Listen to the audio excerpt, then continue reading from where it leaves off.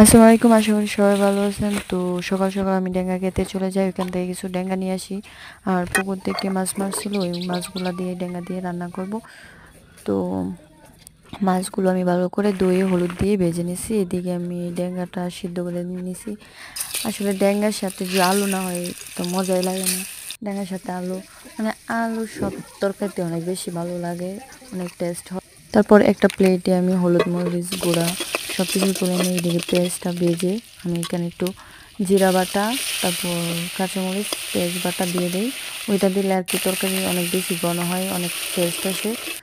তো তারপর আমি পানি দিয়ে দিচ্ছি, ডেঙ্গাগুলো দিয়ে একটু ভালো করে কষিয়ে নেব। তারপর আমি একটু পানি দিয়ে মাছটা আর কি দিয়ে দেবো, দিয়ে একটু গুঁড়ো হয়ে আসার আগে কাঁচামরিচগুলো দিয়ে দিয়েছি। কাঁচামরিচের গ্রান অনেক বেশি টেস্ট আনে। তারপর হয়ে গেছে আমার তরকারি, আমি নামিয়ে নিয়েছি। এই তো আমার ফাইনাল লুক। মানে এত বেশি টেস্ট আসছে খাওয়ার পর, আপনারা অবশ্যই ট্রাই করবেন। আমি যতটুকু পারছি